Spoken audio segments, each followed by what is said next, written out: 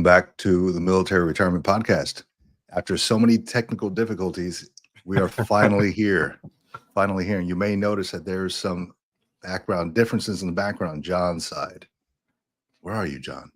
Yeah, at undisclosed locations. No, I do definitely want to say hi to everybody again and apologize for last week. I had some technical issues on my end and was having some trouble getting into the dial. I was sitting there in the airport trying to get in, but it wasn't working out for me. But no, today I am live from Scott Air Force Base from the Scott Inn.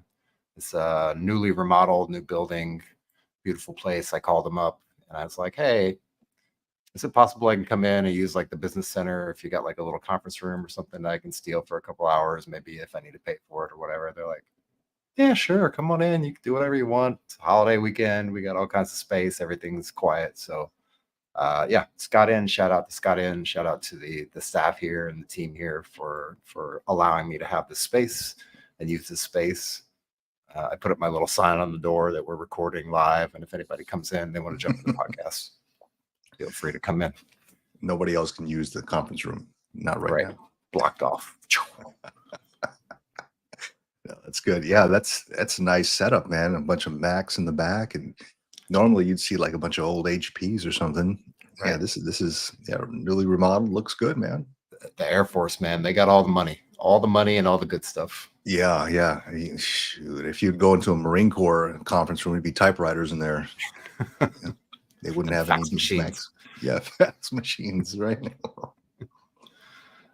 Yeah, that was always the thing, right? We always get leftovers from the Army and the Air Force, right? And I recall walking into an Air Force chow hall, like a mess hall, and it was like walking into like the pearly gates or something. It was amazing. It was like, wow, what is this? You know, you guys have steak and lobster too, like all the time, not just on Marine birthdays.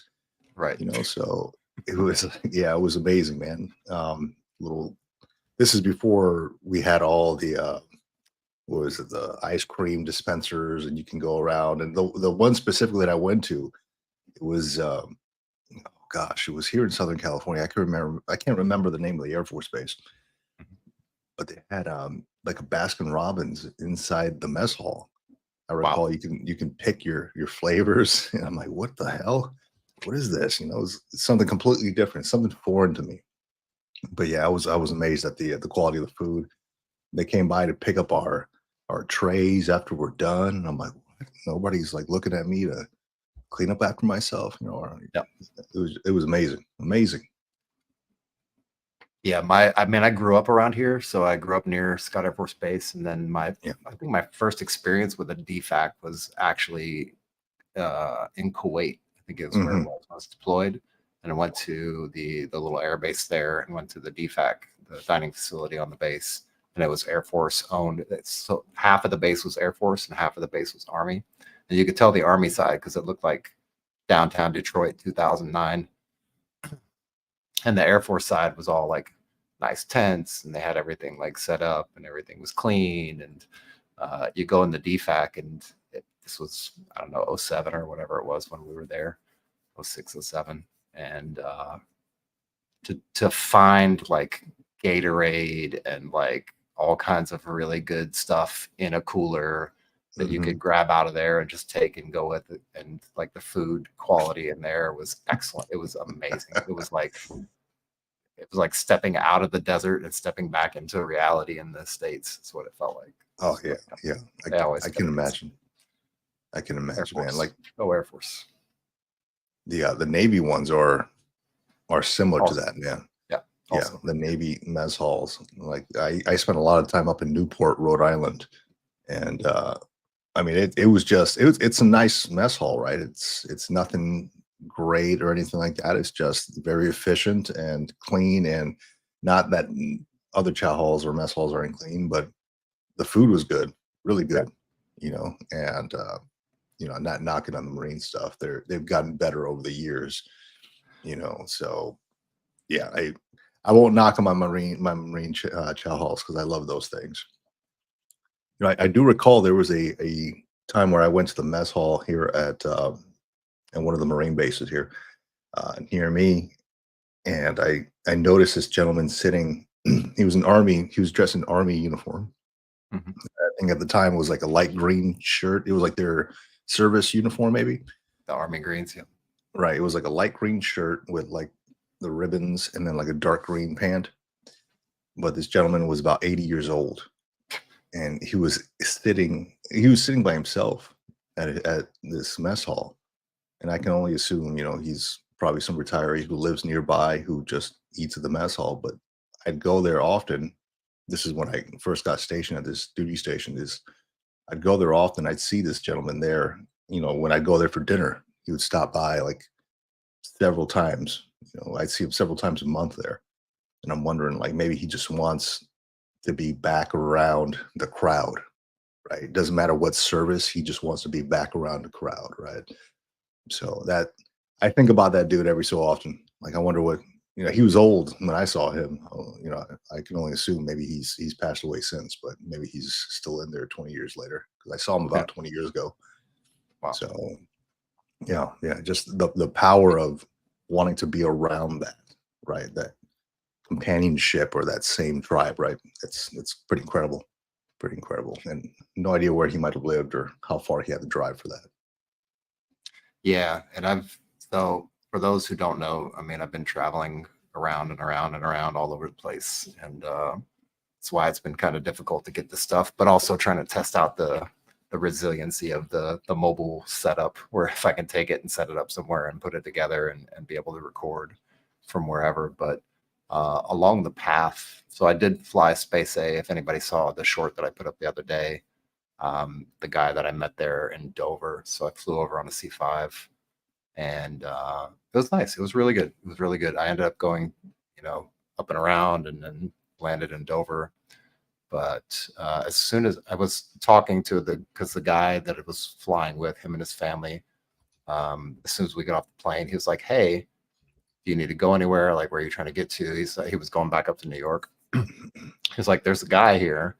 I can give you his number." And he pulled up the number on his phone. He's like, "Just call this guy. He'll come pick you up wherever you need to go. If you need to go to like BWI or wherever you need to go around here." And I was like, "All right, cool." So I got the number. I grabbed my bags. I walked out the door. And as soon as I walked out the door, there was a guy standing like maybe 20 feet away. And he saw me and he started walking over to me. And he's like, "Hey, how's it going?" He's like, "You looking for a ride anywhere?" And I'm thinking, "Yeah, but actually, I got to call this guy.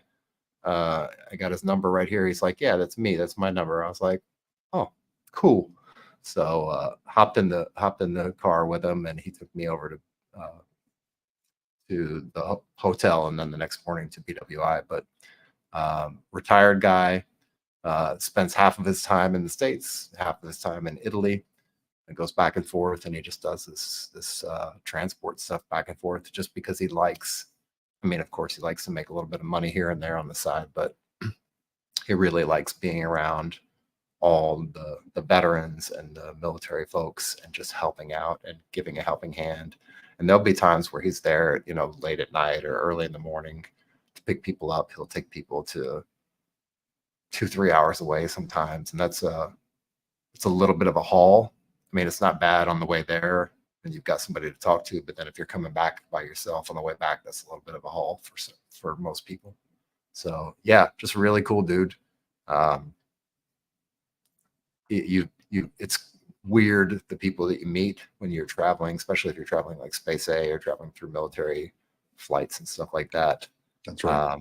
And I just keep bumping into veterans like on accident. I was staying somewhere on the way back up through Kentucky, stopped overnight, and got up in the morning. I was outside. I was just catching some air, and this guy comes out and he sits down. And we start talking. He's a retired Marine.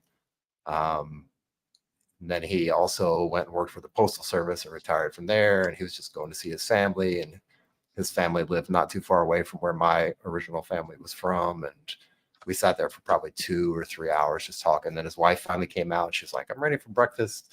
It's really cool. It's really cool the people you meet when you sit down and just take a break and take the time to get to know people. It is, because I think about that a lot, and I bring it up to my wife every so often. It's incredible how you could be walking down the street, say like you're in a city, right? In New York, Chicago, whatever. So many people there. So many people you walk by, you pass by every single day. Every single day we see a new face, right? We're driving somewhere like every single day. And everybody has a story. There's millions of stories just walking around. Okay, everybody's got a background. Somebody's gone through some hardships. Somebody's had great successes, but nobody ever knows because no people don't talk to each other. They don't take the time to talk to each other. So just for some reason that just blows my mind. Like millions of different experiences and stories. I could be in a room. Somebody could have, I don't know, done a safari in Africa, and somebody could have been a Vietnam War vet, and you would never know because people don't talk to each other. But yeah, it always blows my mind how many stories and backgrounds are around us at all times. And yeah, that's good that you got a chance to just stop and just talk to people. I try to do that as well when I'm like at the park or something. I try to strike up a conversation with somebody, and I live here in Southern California, so half the damn population is like veterans, right? Right. And I can probably tell a veteran apart from a normal civilian person. But no, that's good, man. I think we need a lot more of that, like just stopping and talking to each other and just getting to know one another because you just don't know what somebody's gone through. We just see the face of it or whatever they show on social media. You don't know what the hell the experiences are really behind all that.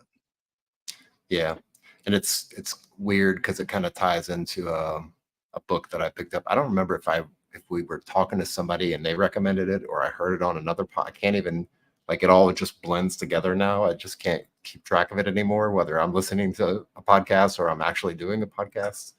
It's like it just blurs together. But I had this book in my library for a little while and I've been wanting to read it. Yeah. What's it And called? it talks about a lot of the stuff that you just talked about making those connections with people and like just building relationships and building trust and building networks and stuff like that. It's called Supercommunicators. You might have recommended this book to me. Supercommunicators. Yeah. Yeah. I've had that on my Audible list. I haven't heard it yet. I think we might have brought it up or might have talked about it. I can't recall. Yeah, I can't remember either if it was us talking about it or somebody mentioned it to us or something like that. But I know me and you trade books often. But yeah, I just plowed through that book and it's so super good. It dives into a lot of the things that we deal with when we're transitioning out of the military or coming back from deployments or just making any transition in life. Really, it's being able to effectively communicate with people, especially when you have to communicate with people that you not necessarily get along with, or maybe you have some kind of internal bias for or against that person, right? Or you have some kind of internal dialogue of your own that stops you from communicating effectively with other people around you. It really just kind of breaks that down into super simple terms. It's basically, and then not to spoil the book, but basically the guy wrote the book because he was having his own difficulties in life, communicating with coworkers, communicating with other people around him, communicating with his wife and kids, Right. Shoving them off and saying, go away, I've got work to do, being so engaged in what he was doing with his blinders on and not really paying attention to what was going on around him. So he wrote the book based on that, did a ton of research for it. And it's got a lot of really good anecdotes and stories in it as well. So super great book. Supercommunicators, right? Well, it's already on my list, so I'm not even going to write it down. But no, that's Right. a great one. Yeah. I came across it. I can't recall who or where I read it. It probably came up on my list of recommended books or something. And at that point, when something kind of piques my interest and it's similar to what I've read, and I want to continue reading about that thing, it'll recommend it to me on Audible or on Amazon or something, and I just added it onto my list. So that's up on my list, man. Good recommendation, man. Yeah, I think we're thinking alike there. Yeah, and for you especially, because you're starting to go down that psychology kind of rabbit hole. That's right. There's a That's right. ton of psychology involved in that as far as communicating, nonverbal communication, and just all those different things that go into how we communicate with each other as people. And I think for anybody who may struggle with that, even before getting out of the military, it would be a great kind of bridging read to then carry you into that next chapter with a fresh set of eyes, a fresh perspective on life. Yeah, it's always fascinating, man. The psychology, and I do this funny thing where I learn something new in psychology, and I tried it on my wife, or I try it on my kids, and they can Experimenting. immediately pick up on it. Yeah. They're like, "What are you doing? You're not like that. What's You're different?" weird. Yeah, specifically, this is great. So I signed up for this. I forgot the name of the program. Anyway, it's I think it's like Mastermind or something, Mhm. and and we have no sponsorship with them. We have no affiliation with this app or company or anything. It's just something I picked up, and there's this guy Chris Voss, right? He is an FBI negotiator who runs the Black Swan Group now. And if you ever watch his video, it is amazing. It is awesome. And he talks about how to negotiate different things like negotiation tactics, negotiating in business, negotiating because he once was a negotiator for actual people's lives, right? The hostage negotiator. And he does this exercise where he's just talking to a person, right? He brings them in. They're like, "Hey, look," he wants to get more information from them, but he only asks, like, "How do you do that?" type of questions, like, "Oh, like, oh, I'm doing this today." Like, "You're doing that today? Okay. Oh, yeah, I'm going to the supermarket today." "You're going to the supermarket today?" And that prompts the person being, who's talking to him to continue on with it without him saying much about himself. He's like, Right. he's already gained all that information from her, but he's giving no information back. Right. So I just found that amazing. And then I tried that on my wife, and she's like, what is wrong with you? Why do you keep saying that?" I'm like, damn it. I'm not as effective as him, obviously, but Busted. busted. Yeah. So but it's fun. It's good stuff. I'm a big reader about um, body language and what is it? Speech, right? When different inflections of the speech, different facial expressions mean different things. When somebody's lying or something. Just last night, I was watching this Netflix episode. It was on this guy Andrew Tate. He's like an influencer who is being brought up in charges. Pretty good Netflix documentary thing, and they actually have like a what's that? I think I've heard of it. Yeah, it's pretty popular. It was like on the top 10 or something, and this guy was like, he just sounds like a horrible person, dude. And the person, so they show a clip of him and what he does, what he's talking about. Then it cuts to this psychologist who analyzes, like, okay, as he's in this interview, you can see like the vein pulsating, which means this. You can see like the chest compressions, which mean that. And I was like, that amazes me how you can tell. You can sit there and tell so much about a person by the way, like how many times he blinks after he says something, how many times, he's like using his hands, how fast he's breathing. That's all fascinating to me, man. I don't know if anybody out there is fascinated by that. That is an awesome documentary, and so is Chris Voss, the FBI negotiator. Awesome stuff. Yeah, my wife is super, super into that stuff. She watches a lot of documentary series and a lot of crime series stuff, and Mhm. a ton of like YouTube videos and documentaries and things like that on Yeah, nonverbal communication, on nonverbal cues, micro expressions. A lot of that. She's super into it. I'm a little bit into it, more so from the conversational aspect of it, for right. especially for like doing this stuff for Yeah, interviews. If you're prepping for job interviews, it's a great way to get prepped for job interviews, because you learn how to have a more natural conversation with somebody, and you can actually just be yourself and relax and lower your stress level a little bit before you that's go into right. something like that. So That's right. That's right. I do it. I started looking into it more from a perspective of, if I'm riding the train, I want to see who is a threat to me. right. This is like many years ago when I was like going through classes like this, and and it was fascinating. It was like one thing after another. Like, okay, that guy looks fishy, or that guy looks sketchy because, whatever, he's got his hand in his pocket the whole time. He's constantly looking around. He's, shifty eyed, just picking up on little cues. And I'm like, okay, maybe I'll keep my distance from him. Maybe I'll keep watching this person. And that kind of opened up the door. Like, oh man, I got to keep reading more about this. This is fascinating. So, and especially when I was active duty, I worked a lot with NCIS, and I had two NCIS guys actually who worked for me. They were they're CID, from Criminal Investigative Division, and they did a lot of witness interviews. They did a lot of polygraphs, and all that stuff was fascinating, man. Like, even though they worked for me, I had so many questions for them. I was like, tell me how you do this, how you do that, and they went to all these academies and all these different trainings, and they were just like explaining everything. I might have to bring one of the guys on the podcast, man. He's that same guy who was there during the when they toppled over that Saddam Hussein statue.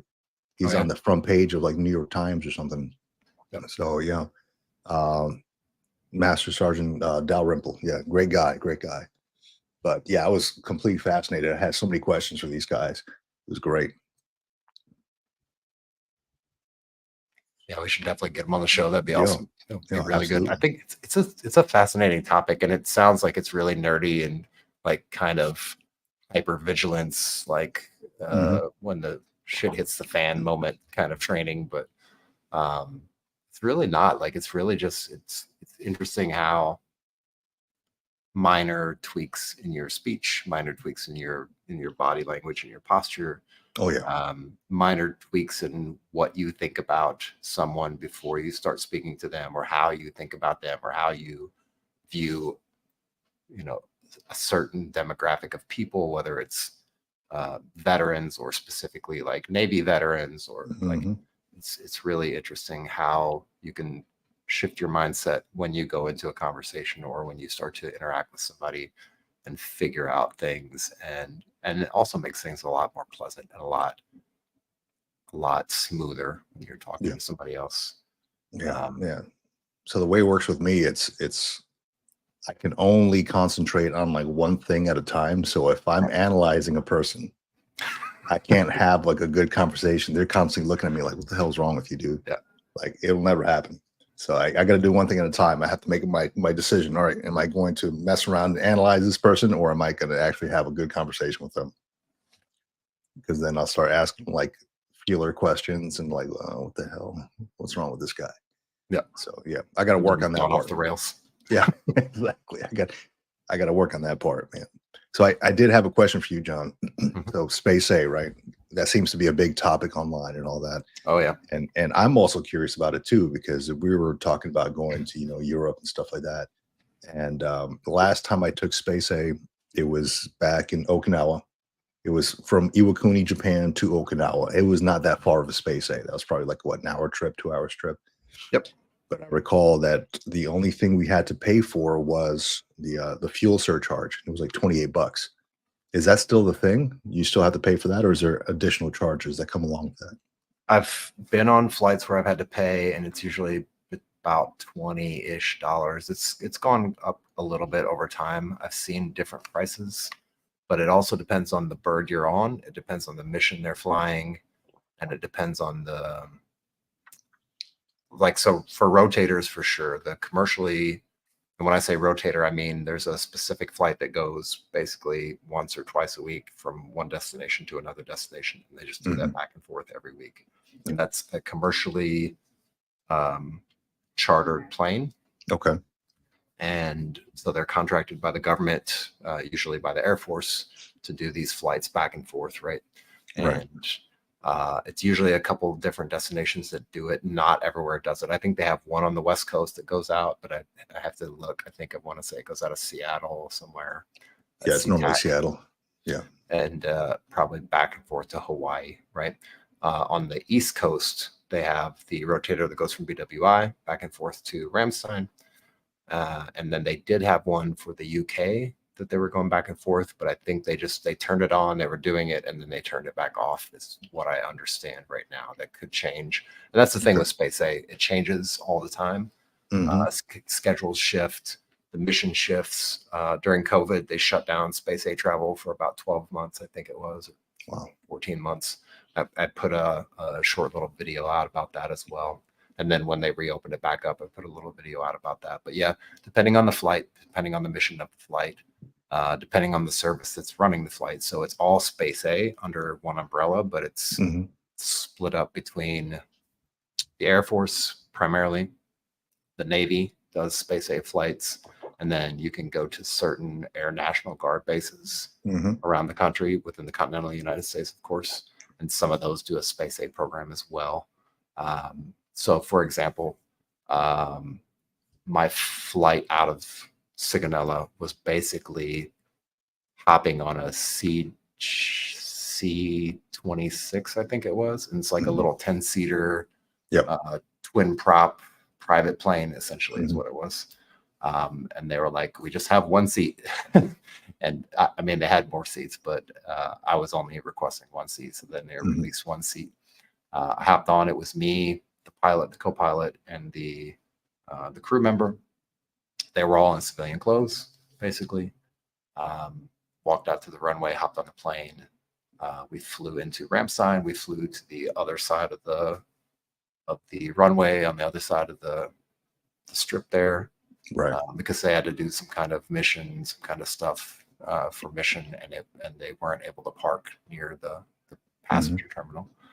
But yeah, that was quick and easy. It was a matter of me. So basically me checking in the day before. So what the way the process kind of works is you go online, you do your sign up online, whether you do the form or whether you fill out the online thing or whether you send the email to the terminals. This is through the website of the actual the Air Force, whatever, the Air Wing website, or website? If you just Google Space A military, and it should come up with the af.mil site. You can pull that stuff up. I don't really have the capacity today with all my screens. No. If you want to pull it up, feel free to pull it up. But yeah, you basically just go on there and sign up. And then from there, you've got a 60-day window from the date of sign up, the date and time of sign up, till 60 days out from that is kind of your window to be on the standby list to get on Space A. The next step of that, and I think that's the step that people kind of miss sometimes, is they think that, okay, yeah, I signed up, so now I just go to BWI and then I just sign in on the day of the flight. And you may or may not get in there, but what you probably want to do, which would be a little bit better, is to actually go to the terminal the day before, so 24 hours prior to the flight, and then check in. So what they'll do is they'll mark you present at that point. Okay. And you have to do that basically at every Space A terminal you go to, whether it's Ramstein, BWI, or wherever else. Once you're marked present, then you come back the next day, show up about whatever time they tell you to show up at. If it's like 07:30, you show up at 07:30. I'd probably get there like an hour early if you can, just to give yourself time. And then you check back in at the counter again and let them know, hey, I'm here. I signed up. I've been marked present. And they'll say, okay, we're going to do roll call at whatever, 2 hours from now.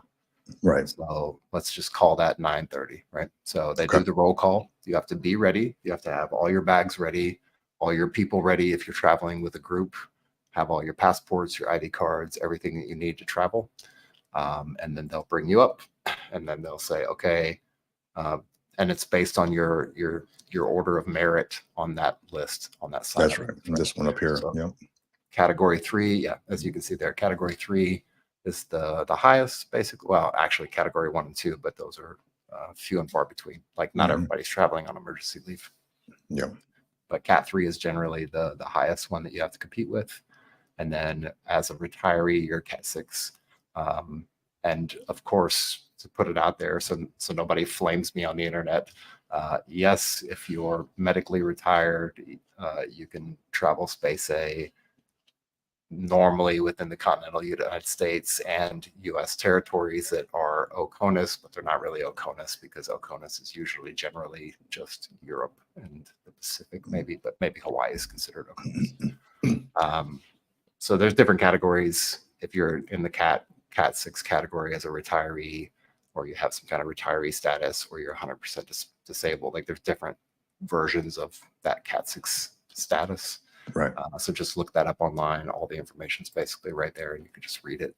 But yeah, so you would get there, you do the check-in, you get marked present, you get on the list. They call your name off the list. So that means you've for sure got at least a slot on the plane. They'll check all your documents, make sure everything's good, and then they'll send you over to get everything weighed and to check in your baggage if you have any check bags. I think you could do 2 bags up to 70 pounds checked in on most flights. Again, it depends on the plane and the mission. Once that's all said and done, then you end up waiting another hour or 2 before showtime for the plane to get on. And then once you're boarded, you're generally in safe water, but depending on the plane, again, if it's a C-17 or a C-5, C-5s are notoriously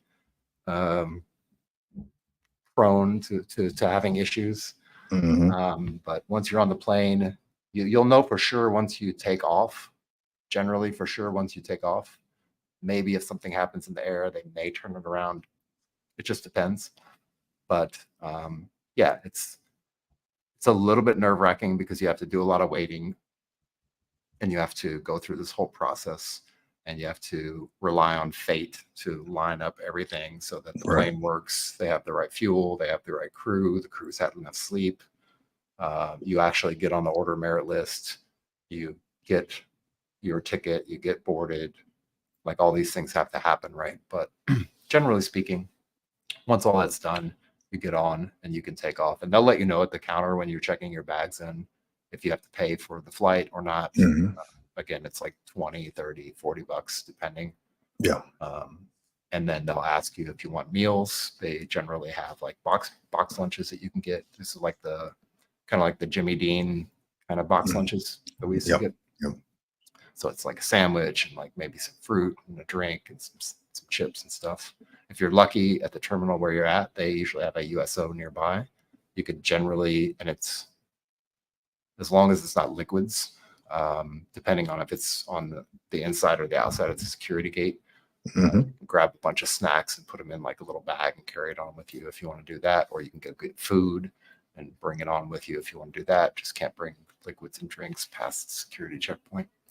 But yeah, and once you're on, so like this flight right here, and I guess I can just block out the date and time and all that flight number stuff. But this one was surprisingly, it was like $0. Oh, nice. Very nice. Yeah, it's definitely worth it if you're willing to wait around and deal with all that stuff. Yeah. I mean, I literally had to wait one day to get on the flight. And then again, once I got to Dover, I was tired. It was late. I wasn't so jet lagged because I kind of managed my sleep to know when I'm going to land on the ground. So if I'm flying one direction or the other, if I'm taking off in the morning or the afternoon when it's daytime, and I'm landing when it's nighttime, generally I'll try to stay up all the way so that I can just go to sleep once I hit the ground and then wake up the next day at a decent hour that's daylight. But I try to kind of schedule it that way so that I can minimize the jet lag.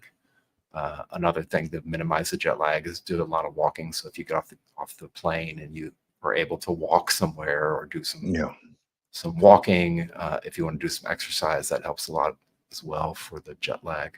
But generally, it's mostly just managing that time shift if you have a time shift, and being able to reset your circadian rhythm once you hit the ground. Okay. Yeah, there's a lot there because I recall doing Space A again from Iwakuni to Okinawa, and we were at the time it was a family of 4, and that was kind of a heavy lift for us because there was not a lot of seats for family 4 at one time altogether, right? The onesies and twosies that got right on the plane. It was just a family of 4. They call your name, I believe, and then we got up there, and I think it took us 2 days of going to that terminal and just waiting around to try to get a seat. And when I try to bring up Space A to the wife, she's like, "Yeah, I'm not waiting around." Yeah, I'm not doing it. If it was just me, I'm like, yeah, I mean, I enjoy the adventure. I don't mind waiting around if I have the time. Yep. But I mean, if I'm ever going to take the wife out, I'm not, we're just going to fly directly there, dude, because I cannot wait around for that. I think But yeah, it does sound like an adventure, man. And they go to so many places. It's incredible. Now, yep. was with you being a retiree, was it category 6, was it? Yep. Did you find that you had a long wait, or was it just as long as anybody else there, or was there even a lot of people there? So usually around mid-August, whenever the school season for the kids starts, Yeah, and when it ends, that's generally around the same time where they try to, so that summertime in between the school start and end is usually when they do a lot of PCS travel because they that's want to right. move families so that they can either hit the ground and then have time to get enrolled in school and get enrolled in CDC and all those things, Yeah, or once the school season's over, then they have the ability to then just move people, as much as possible in that couple right. months in between those two dates. So when I got there, and they had a flight, a rotator, commercial rotator that was going out. I think it's Atlas Airlines. If anybody wants to look it up, is one of the main companies that's contracted by the government to do those rotators. Hmm. So they had a flight, I think it was a day before or 2 days before I got there to the terminal. And that flight basically had like 200 something seats on it. And Well, it wasn't full packed, but it was a bunch of seats that they released. So it's probably 150 seats. And so because of that, I think is the reason why, because when I got to the terminal, I've been to Ramstein multiple times in my career, hmm. multiple times on active duty, multiple times as a retiree. I've never seen the terminal that empty. It was literally just nobody in the terminal. So I was like, okay, this is weird. Maybe there's not going to be any flights going out. But talking to the people at the desk and talking to the one person that was sitting there waiting for a flight, and the Right. guy that was traveling with his family. They were basically like, yeah, the BWI flight went out and it took a bunch of people that were trying to get back stateside out. And so these next couple flights that are coming up, they should be pretty easy to get on because there's not a bunch of people there. The thing that you got to kind of be careful with, if there is a bunch of people there and you're trying to get out on a rotator and say it's 100 or 200 seats available, they'll put the name list up there. Generally, most places do, the bigger terminals. And when they put the name list up there, you can sit there and count the names, but the names don't actually reflect how many seats each one of those names has associated with it, right? So it could be like the 10 names in front of your name and your name's at the bottom. But if every single one of those people have a party of 5 or 6 or whatever, You might not make it. that's 60, 70 seats gone before you even get to your name. So Yeah, yeah. that's a little bit tricky, and you have to kind of, and you understand that once you've been through it a couple times, but just little things like that. But I think really it's the most beneficial for people trying to travel to or from Europe. If you're trying to travel beyond like normal Central Europe into Hmm. other places like Greece, or if you want to go to the Pacific to Japan, or if you want to go to potentially the Philippines or Thailand or something like Yeah. that. Like there's flights that go out there. There was a flight that was going out to Palma de Mallorca, which is in Spain, and it's basically the island in Spain Hmm. Hmm. where everybody goes and parties everywhere. Yeah. They had a Mac flight, a Space A flight going there, and I was like, do I go back to the States? Do I go to Yeah. Right. Palma? Decisions, right? This could be interesting. So yeah, Yeah. every once in a while, even some of the East Coast flights, like I've seen a bunch of flights that go down to like I think it's Barbados or something like that. Yeah. Yeah. The Caribbean. Or Yeah. Cuba, maybe. There's Mhm. a bunch of weird flights that pop up on, so you just kind of have to keep an eyeball on it.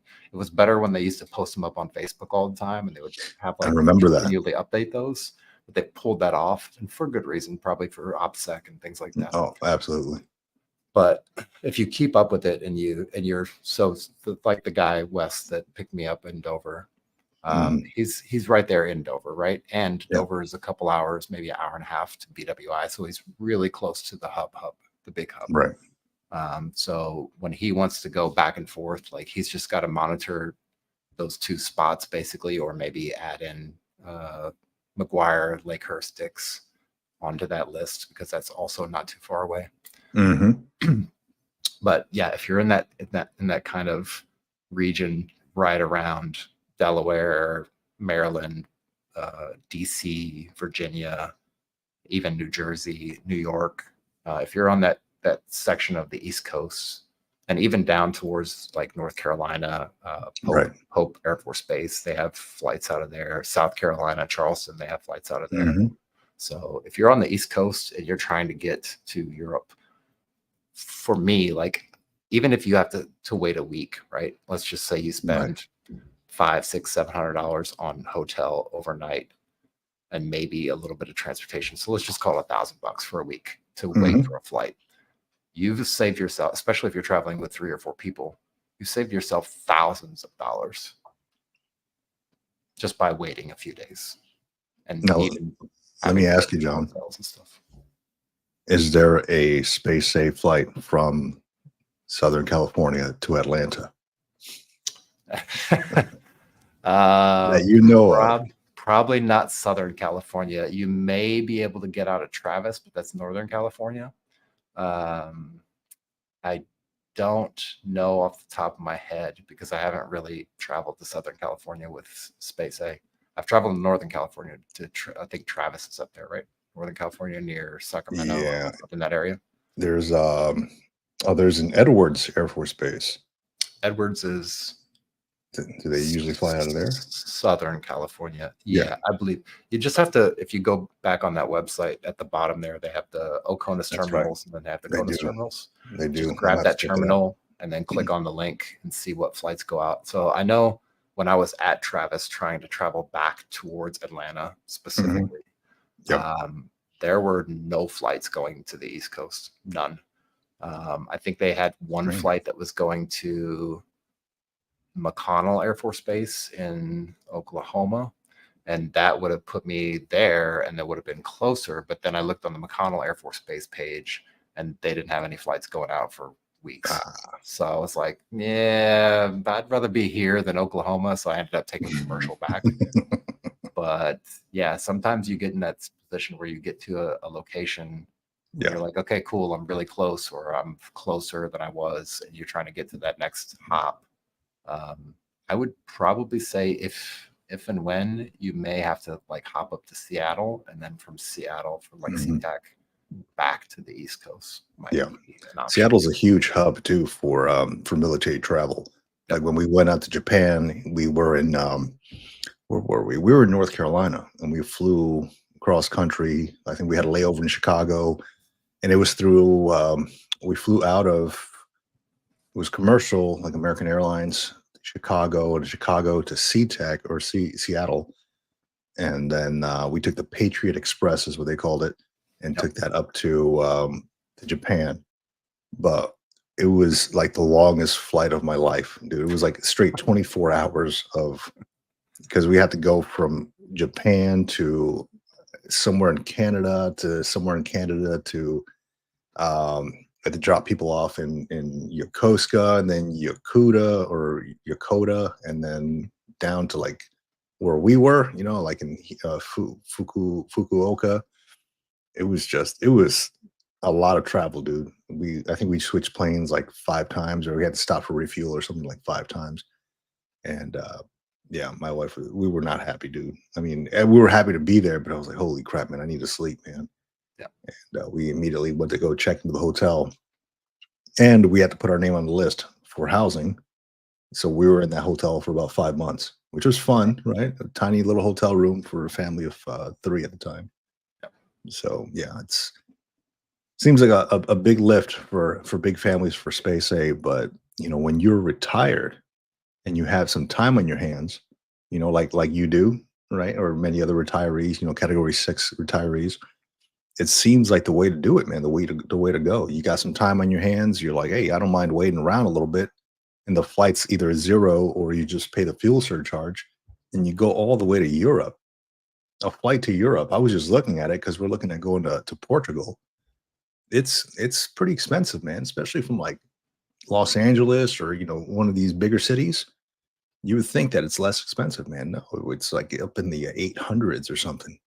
I'm like, Yep. all right, well, I mean, am I willing to pay the 800 for the convenience of it, or am I willing to save the 800 and put it towards, I don't know, buying some pastéis de Belén or something out in Lisbon?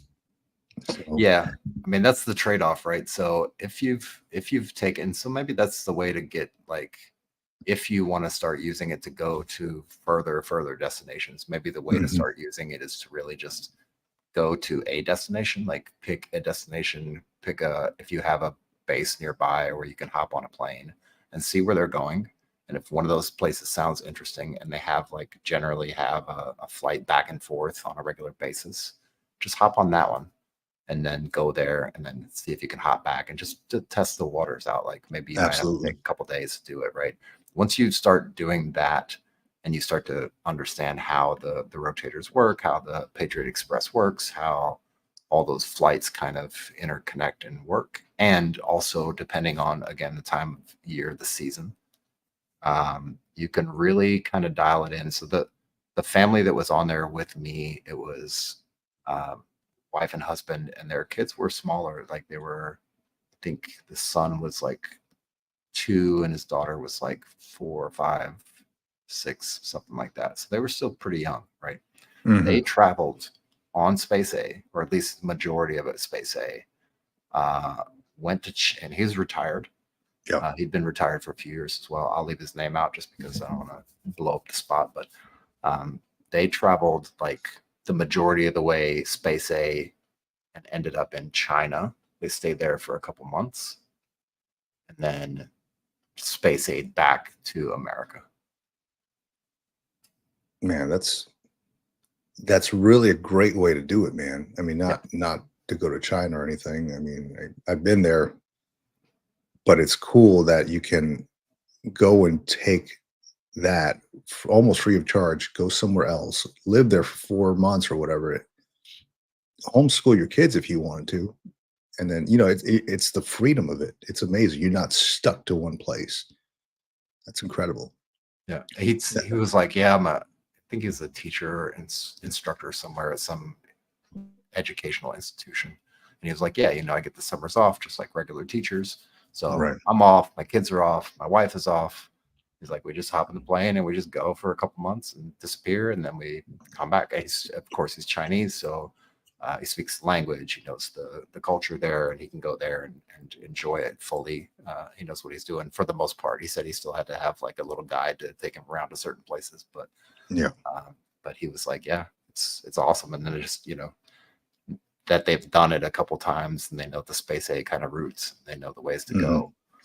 Generally, it doesn't change too much. Or like the rotator that you were mentioning, the Patriot Express on the Pacific, like the Right. same kind of one flies out of Norfolk and it hits like um, Spain, and then it hits like Naples or Sigonella, and then it continues on to like Suda Bay, Greece, and then Hmm. I think maybe 1 or 2 more stops after that potentially. Right. But yeah, those planes are, yes, it's a lot of flying, it's a lot of stop and go, but yeah, for the price, like if it's free, if it's $40 Oh, to dude, to all go day. from the East Coast to Greece and potentially stop off in Naples if you want to stop in Naples, and then you can catch the next rotator down to Greece. You know what I'm saying? Like it's, for me, it's a no-brainer. Yeah, yeah, all day, dude. I do that all day. No. And you just gave me a good idea too. So my kids just started school. So once the summer comes, if they have no other activities, then that's something I'm going to put on the maybe list on my whiteboard. Like, hey, maybe we go and take maybe a month. It doesn't have to be 3 months or 2 months or however long their summer vacation is. Like maybe we go take a month and go travel somewhere and just stay there. Just be. That's how we like to travel. We like to like be. We don't like to stay at hotels and stuff. too often. We like to stay at like Airbnbs maybe and be amongst like the locals, right? We did that when we went to Greece, and it was amazing. We stayed at this apartment above it was like a fruit stand, like this little corner fruit stand. And we went out on the balcony and we had an amazing view of the Acropolis right there down like in Athens. It was like all lit up at night. It was amazing. And in the morning, we hear like the guy selling bread or whatever breakfast items, like ringing his little bicycle bell down the road. It was amazing, man. I would not have gotten that experience if we stayed at a hotel. Right. So yeah, because you're all enclosed, you're inside. And I just don't like that. But yeah, you gave me that idea. I'm going to put it up on my board here. Family trip for a month somewhere, or we can just live out there for, whatever the cost of an Airbnb is. Maybe we even visit, what is it? Space A. Use Space A. Yeah. And I mean, also that you brought up a great point, like the Airbnb thing. If you haven't been to Europe, if you've been in the military for 20 plus years and you haven't been to Europe, it's kind of strange, but it's possible. I mean, I know people that have stayed in Washington, D.C. for dozens of years. So yeah, the Airbnb thing, even the Uber thing in certain places, like if it's a developed country, especially if it falls under the EU, so the Europe specifically. I don't know about Japan and Pacific because I haven't been there. One day I'll make it there. But in Europe specifically, if the country is inside of the EU, which generally it is, it's a developed country, which generally it has to be if it's in the EU, right? Because they have to pay their EU membership fees or whatever that happens to be. But generally speaking, like Airbnbs are everywhere, like all over the place. And you don't have to be so super cautious. I know in the States, sometimes you find Airbnbs and it's just like a room or whatever. I guess if you're with a family, you're trying to get it bigger, like a house or a full-size Airbnb. But some Airbnbs in the States are a little bit shady, or at least they were a few years ago. I don't know if they still are.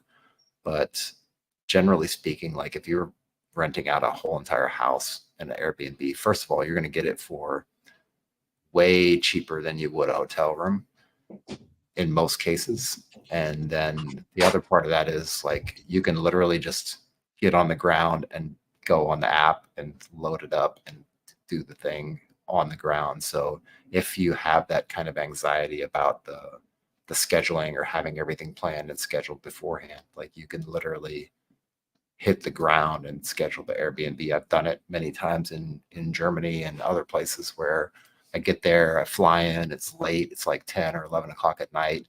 I search for Airbnbs. Maybe I have to do one or do two, but eventually like one will pop up and they'll be like, yeah, it's late. And, generally speaking, we don't take people after a certain hour, but, we'll make the exception or whatever. I usually just message them in the app whenever I find that stuff. And so Airbnb is perfect. Uber potentially, depending on where you're at, but even then the cost of a taxi is pretty cheap. And then also like in the bigger cities, a lot of the bigger cities, like in the States, a lot of the bigger cities have the little e-scooters. And you just have to have the app and you can just scan the scooter and you can just ride through town or whatever. Or if you want to walk around town, like it's really that. And then the fact that it's not like the States, like you don't have to have a car to go anywhere in Europe. Like you can just literally hop on public transportation or take a taxi or whatever and get where you need to go, take the train or the local bus. It's generally super cheap. Even if you're traveling country to country on a train, it's super cheap, relatively speaking.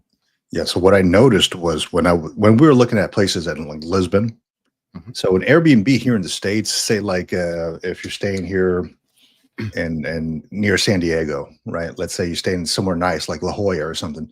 If you wanted to stay at an Airbnb there, like for a decent place, it's going to cost you $300-400 a night. Yep. Right. Maybe you not even like with a beach view or anything, just something near the beach, right?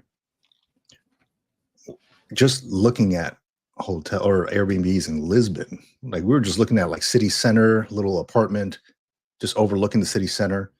It was like $70, $80. And I'm like, what? You would expect it to be more, but it was so affordable. So I'm, we're just excited to be able to go out there and just be able to have like a good time. And now that you brought up that whole like, hey, maybe, during the summer vacation we do something like that. I'm racking up my leave right now, my pay time off with this new job. So that way, I can use it for Atlanta. So I can use it for the this next summer vacation. So I'm all excited now, man. I'm writing this stuff down, trying to make a good like old Chevy Chase, right? Like family vacation. European Kids, vacation. Parliament, Big Ben. Hey Rusty, I got you this little beret. I'm wearing this beret, Dad. So Oh man. Oh, so what I did, I'll tell you, John, I did sell my vehicle. I had a 1973 Pontiac, and I didn't have the time to work on it anymore. Things started going bad on it. I replaced a starter. I started hearing like the transmission. I started feeling the transmission going. I was like, shoot, I needed new brakes. I just didn't have the time to do it. And it's an older vehicle, right? So I mean, it has a huge engine bay. I could work on it, but I'm like, you know what? Let me get it to somebody else who has the time, who maybe has the patience to work on this. And I put it up on the resale lot, those lemon lots that they call them, right on the bases. I went and registered it with PMO, like the MP office, the Pass and Regs office, and I Got had the a few little calls placard. about. Yeah, exactly. Yeah, you put the placard up on the windshield and all that, So I had it up there maybe 2 days, got a couple calls on it, and sure enough, one of the guys wanted it, right? And while I was there, I ran into my old CO, the base CO, and it was like it was great to see him. He's like, yeah, he's PCSing, but he's just going down the road, and he was actually selling his RV. So it was one of those camper vans, right? Like with the seats in the front. It's not like a separate trailer or anything. It was like one of those kind of sprinter type vans. Yep. Beautiful, man. Like He an kept Amazon van. Yeah, exactly, like an Amazon van, right? So he kept it in pristine shape, right? And it had like two beds in the back. It had a shower inside in the kitchen. They fit so much in there. I was like, man, and I really, for in that moment, started thinking about the realities of living in a van down by the river, and I brought it up to my wife, and she's like, yeah, I'm not living in the van. We got 3 kids. We're not doing that trash. But I'm like, no, how cool would it be? You can just go at any time. Yep. You could just we could still have our house here, but we wouldn't have to like rent a campsite.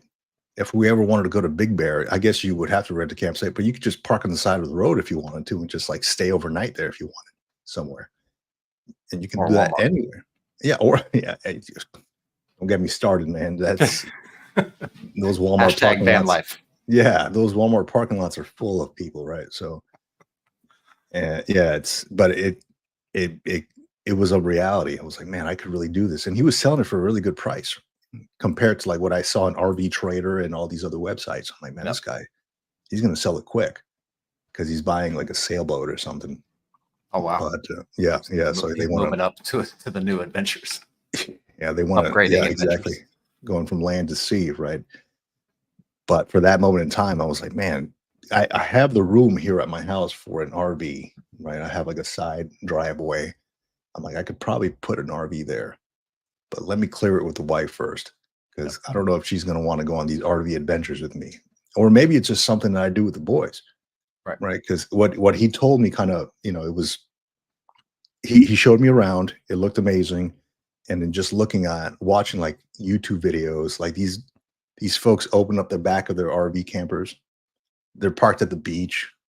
They just wake up, make themselves some coffee, go out, catch a wave, come back in. I was like, man, maybe that's what I need. Or maybe I'm just like retired and bored as hell and just need something. Is this my like my answer to a midlife crisis Porsche, a camper van that I can go out and do adventures in? No, I don't think so. I think it's really. I think it's definitely something that you have to want to do. And even for the Space A stuff, right? Now that you Mhm. mention it, like you could totally just take the boys and just hop on a Space A flight, right? Right, right, right. And just take like a one check bag or a pack bag or whatever. But the van life thing, yeah, I would love to, and I guess I just don't come back here enough to justify it. But I would love to have a van situation like that, especially a van situation, because big RVs are like okay. And I've actually noticed as I've been traveling across the country this time, some of the places, like I was at my brother's property the other day. He's out in the middle of nowhere, Missouri, out in the middle of nowhere, Missouri, like Fort Leonard Wood, Missouri. People Yeah. may or may not know it, is out in the middle of nowhere. He's even a little bit further than that, out in the middle of nowhere. That's the way to do it, man. But he was mentioning to me that there's a one or two campsites nearby where we were hanging out Mhm. that are veteran friendly. So like they literally just, if you're a veteran, you can go there and they'll literally just let you camp there for free. So, and I Really? think you've got who was the guy down in Texas, right? The guy that we were trying to get on. He had some property and stuff set up like that. But there's Oh, yeah, yeah, yeah. organizations, because we've done the fishing thing, we've done the guitars for vets. Like there's organizations out there that I didn't even think of until this trip going Mhm. across, that they let you, like literally you could just bring a tent, bring a sleeping bag or whatever, or if you have a camper, you can just go pull up. Yeah. And if they're veteran friendly and veteran owned, potentially like a 503c, maybe they have a program for that. And there's probably some other programs out there that are a little bit bigger that may be set up in different states, different places. That's right. So there's definitely that. I mean, for me, I've traveled not van life, but I've been near peer van life. Let's just call it Mhm. that, where I've had my truck, full size cab, and not a sleeper on the back, but like a heavy duty cover on the back that's lockable and all that stuff. And I've made my way across the country in that thing. And that's fairly simple. I mean, if you've got a big enough back seat, which in a van you would have like the beds that kind of fold down. There's a Yeah. veteran that I was trying to talk to. I reached out to her last year, probably. It's been at least a year, if not a year and a half. Mhm. She was a captain. She got out. And if I can find her information or whatever, I'll put a link to her. She's got a website and a little blog. But she got out as a captain. She relocated to Hawaii, bought a camper van, has just been living out of that camper van for like months and months and months. I think she actually was doing it in the States, like in the West Coast somewhere, Northwest, for a few months. And then she ended up moving to Hawaii and doing basically the same kind of thing. Is this the person that has the YouTube video? I saw a YouTube channel of I think it was an army captain Yep. who got out and started living out of a van in like Seattle or Washington or something. And then, Yep. okay, I came across that channel a while back when I was That's looking at some probably her. RVs. Yeah, I actually reached out to her. I sent her a couple of emails. We were texting back and forth for a while. Yeah. And I was trying to get her on the show because I was like, your story is really interesting. Like, even though you haven't retired, but you have a really interesting perspective on transition, a perspective that not everybody has, that Mhm. maybe people have thought of, but haven't really had the get up and go to execute on. That's And right. so exactly like what you're talking about. And you don't have to do it full time, right? You can, if you can afford it, and if you can put the funds together and put the pieces in place that you need to do that. You don't really need a lot. Like, even if you have a basic van with just some basic amenities in it, like you can literally, because the thing about it is every single truck stop along the way has showers. They've got laundry facilities that you can use for a minimal price, right? You don't necessarily have to go to a hotel or something like Right. that. If you're really roughing it in a van with your cable satellite TV and your full refrigerator, Mhm. you can actually just stop at like rest stops along the way, and stop at truck stops are Yeah. relatively safe, especially on the interstate, generally speaking. And you can get everything you need. You got food, you've got water, you've got the shower, you've got laundry facilities. I think they even have sleeping cabins there for Mhm. truckers, but maybe you can get that. You could literally travel across the country for endless amount of time if you wanted to. Yeah. Yeah. That's not that I want to do that, but that's Yeah, an amazing thing that you can do if you had an RV. Like we had a plan to go to New Zealand Mhm. a couple years ago, and we had like two different flights set up to get out there, and they canceled one of the flights, so we never actually made it out there. But I had a camper set up because we were going to go out there for about a week and a half, 2 weeks maybe, and just drive all over, like just live in the RV, just drive all over the place, right? Yep. And we had the route set up and everything. It was just we were so bummed when they canceled that one leg of the flight. And I'm like, hey, so what do we do now? They're like, hey, because we have another leg of the flight that is already paid for. They Right. just refunded us the first leg of the flight. And they're like, yeah, we have no other flights going out there. And that was the only like airline going out there at that time, that day that we had scheduled. And it would just conflict. Any other airline would just conflict with the timing of the second leg of the flight. So it didn't make any sense. So of course we called the other airline. We canceled everything. We only got half the amount back from the RV because of course we had reserved it and it was within a week's notice. Mm. So that we were bummed about that. But we ended up going to Big Island because we were stationed in Hawaii at that time. So we ended up taking a little trip, and it was only like $50 to fly out to the next island over, right, to the Big Island. Nice. But we had just a great time out there as we would have anywhere else because it's like a whole different world out there. It's all lava rock, and you just have. We went to like some area where there was I I described it to my wife as like a hippie area, just Yeah. a bunch of Like a people. commune. Yeah, kind of like that. Like we stopped by, I was like, "What is this place?" And I'd never seen so many dreads in my life, man. I'm like, "Oh well, okay, cool." And Looks we like went to like UC Berkeley. yeah, yeah. And we went to like a night market out there. It was super cool, man. It was like everybody was real welcoming. I was like, okay, well, this isn't a bad substitute for New Zealand. I would still love to go to New Zealand. I think it looks beautiful. I've never been, but the Big Island was just as good. So yeah, it's all about the adventures, man, making memories with the family. Just having things to write about, talk about. That's what matters to me.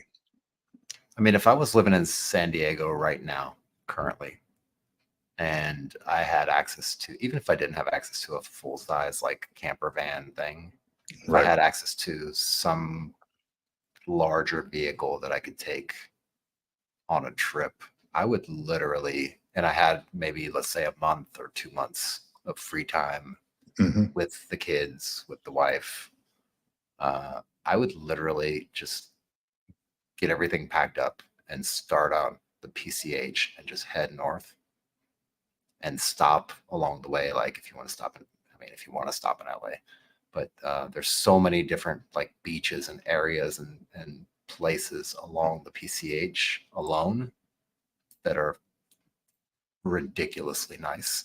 And Oh yeah, then yeah. once you get closer to like San Francisco or even Sacramento or something like that, maybe take Hmm. a detour out to Yosemite, I guess it Hmm. is, and maybe spend a day or two there. And just, but actually, if I could, I'd spend like a week there because it just takes that long just to walk around to see most of it, and tour that place. And then I would get back on the PCH and I would continue north and see if I could hit um, outside of California up along the coast of Washington State, and then eventually cross the border into Western Canada. Hmm. And I would make a trip out of that if I had like a month or two to spare, and I had the vehicle and the time, most Yeah, of the time. yeah. I mean, I talk about it all the time. We have plans to go different places and go visit, just locations and but I mean, we just once the weekend comes, we have to something else comes up or our kids are in sports and stuff. So that's really where I'm focusing my time now. And then once the kids leave the house, it's on. We're going everywhere. Buck wild, right? Empty nester.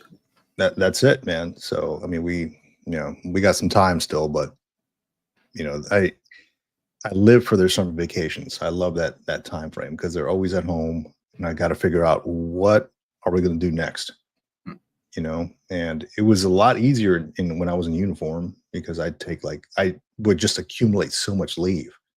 Like I would have to take leave so I don't lose it, after, close to the fiscal year. So I'd have so much leave. I'm like, all right, look, I'm just going to take 2 weeks off and we're just going to go here. I'm going to take 3 weeks off. I'm going to go here. But now it's like, I can't really accumulate. I can accumulate leave, right? But I just end up using it all the time. So yeah, there was one time where I was in the negatives. I'm like, I've never done that ever in my life. That's crazy. But yeah, no, if I work through the holidays and stuff, which is, not that bad, like telework, right? And I can claim that as my PTO day. So that's a good part of that. But yeah, there's a whole lot of adventures to be had around here. No reason to stick around the house or stick around our location. Yeah. What amazed me, John, was when I was stationed in Japan, in Iwakuni. So you have about 30 minutes away, a 30-minute train ride away was Hiroshima, which in itself has a ton of history, right?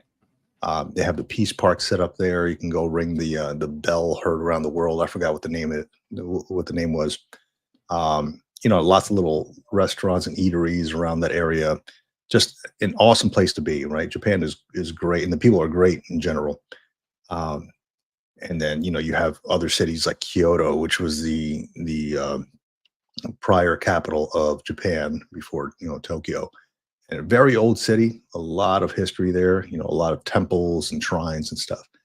And it always amazed me how, like, we talk to our neighbors or people around the base, and I'm like, hey man, how long you been here? Oh, a year, 2 years. Where'd you go? Where have you been? Like, nowhere. We've been to Hiroshima once or twice, and we just stay around here. We just always fly back to Ohio. I'm like, what? Like what? Ohio? Experience the culture. Go out and do something here. Like, why the hell are you going back to Ohio? Go Buckeyes. Yeah, go Buckeyes, right? But it's like, I've never been to Ohio. I'm like, I don't know what the allure is out there. I mean, is it better than Kyoto? Who knows? But I mean, during our time there, we went to like Korea and China and Thailand, Bali, all these places that were. Japan was an easy hub to get all over, like that Asian American type of country. So we took full advantage of that, and we had friends who wanted to travel as well. So we're like, hey, let's fly my mother-in-law out here. She can watch the kids, or we'll take the kids with us, and then we'll just make a whole adventure out of it. So yeah, it would just boggle my mind how people don't get out there and travel, man. Maybe they don't have the travel bug. Maybe they just feel content staying home. I don't know, but I'm like, huh? You've been here for 2 years. You went 30 minutes up the road in 2 years? No, man, I can't do that. I can't do that. Yeah, that's actually a common theme in conversations that I have. And again, as I'm traveling around and I get to talk to people, especially this time around, talking to a lot more people. That seems to be the common theme, even in the interviews that we've done and stuff. Talking with people offline afterwards or in text messages, because we've made a lot of acquaintances and friends and stuff since we started doing this stuff. That's really a common theme. Like, people go to, and I saw it firsthand in Germany when I lived there when I was on active duty there, and then I was a Army reservist there. Right. Like, people literally would be on the base for, 3 years, 5 years, depending on how long they stayed. And they literally were like, yeah, I went to this other base because they have a bigger PX and we got to do some shopping there and stuff. And then we came back. Like, they literally beyond beyond that, like they never went out to anywhere outside of the gate. And I'm like, how are you in the middle of, like, America's one thing, right? It's got a pretty big history and it's got a lot of cool stuff to see. But America's only 400 something years old, right? Right. Europe has been there for thousands of years. Like, the Romans took over the what's the other group? There's a bunch of people. Alexander the Great conquered, like, all these people have conquered all this land and been through these parts of the world here for thousands of years. And there's like castles there that there's one that I used to tell people, like, if you go into any of the forests in Germany, right? Or if there's like a big tree area or whatever, wooded area. Yeah. You can find that, and it may not be the original signs, but you can still, if you take a map from like say 300, 400, 500 years ago and you overlay it with a map of today, the walking trails and the trails that have been cut into the forest, like they're the same exact trails. And a lot of them will have the same kind of wooden signs. Again, I don't know if it's the same sign from a couple hundred years ago and they just kept it and took care of it, or if they redid the sign. But a lot of the signs that you see there and the maps are identical. And these are old maps compared to Google Maps or whatever, modern day. It's the same trails and it's just untouched. Yeah. Like, because it's so well kept and so well guarded from like graffiti and trash and all this stuff. Right. They just they take really good care of it. And some of these places that you go to is just so much deep history. And you never know, like, especially if you have some roots, maybe that would give you a reason to kind of expand out and go and visit some of these places. And you never know, like you could be in the village where your great grandmother was, that you're trying to find, the address of the house that she stayed in. Right. And then you get there and then you start talking to people locally and they're like, yeah, my cousin was this and this and this and this.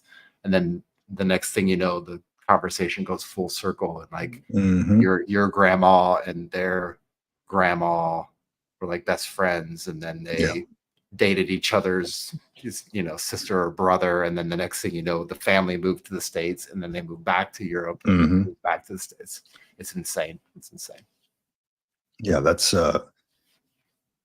just the amount of information out there and history out there is amazing, man. I mean, like, I'm all in. I love American history, but it only goes back so far, right? Before there was like anything in writing or anything like that. I would love to know what like Native Americans and stuff wrote about, if they ever wrote, if there was any existing writing. I would love to know it because they've been here since probably the beginning of time, or as far as we know. But one thing that always stands out, especially when you just mentioned that, was we took a trip to the Vatican years ago. Well, to Rome, right? We went to Rome and Florence. And we stopped by the Vatican. We did a tour out there, and there was, I think it's Raphael's room or one of them that has a huge fireplace on the mantle, and it's like white marble type, and there's inscriptions on there, and it said it looked like carvings with a knife, and it said like the year 15 something, 1530 or something like that, and they scratched and it said 1530 Rodriguez. And I was like, that's amazing. Like I touched it and everything. I was like, somebody was here in the 1500s and I'm touching the same thing that they touched. It was stuff like that is incredible to me, man. Like, I don't know if other people geek out over that stuff the same way I do, but when I see old stuff like that, I'm like, I'm literally standing in the same place that so-and-so stood here at whatever 500 BC or whatever it is, right? Especially like when you go to the Roman Forum, all those things that are still standing. I'm like, I'm literally standing here, or Hadrian's Theater or wherever, I'm standing right here where this happened. One place that I always wanted to go where I never got a chance to go was, if you ever read Gates of Fire by Stephen Pressfield. I got the book right up here, Gates of Fire. Yep. Talking about the Spartans, the 300, right? And the Battle of Thermopylae. Yep. That I've always wanted to go. It's a beachhead, right? It's like right there on the beach in like a little crevice. And I've never got a chance to go there. I've always wanted to go there just to walk the grounds. I'm like, this is where something like this actually happened. Like there was actually a fight. Don't know if it was like to the scale of how Hollywood puts it, but there was a fight there, or just go to battle sites, even here in the US. Yep. Like when I was going through, I was in Charlottesville. We were doing a class, an Army class out there. And we had to do a battlefield study. So we drove out to like Civil War site or Civil War sites. And we stopped by and we actually walked the grounds where these things happened back in, many years ago. And it was just amazing to me. I'm like, I'm actually standing in the place of the guy I'm reading about right now. Just things like that. I geek out over that. And people are like, hey, yeah, that's just cool. I'm like, dude, you're not amazed by this? Like, you're standing here on a piece of history, that happened in 1800, whatever. I don't know, man. I love that stuff. I love that stuff, but I don't think that the U.S. has enough history. Like unless you go to like these um, sites where they have like the Native American carvings. I love seeing that stuff, right? Um, but yeah, I mean, I geek out over the Civil War stuff, Revolutionary War stuff, and even in Europe, man. That's why I'm a big like we were looking at Scotland as well because I'm a big castles guy, man. I love that stuff. And I'm like, man, I want to go out there and see where these things happen, where people live. And I've been to one and it was like dark and it was, it's just like stones. There's no AC, there's no heating. They had just huge fireplaces. It's amazing, how people used to live.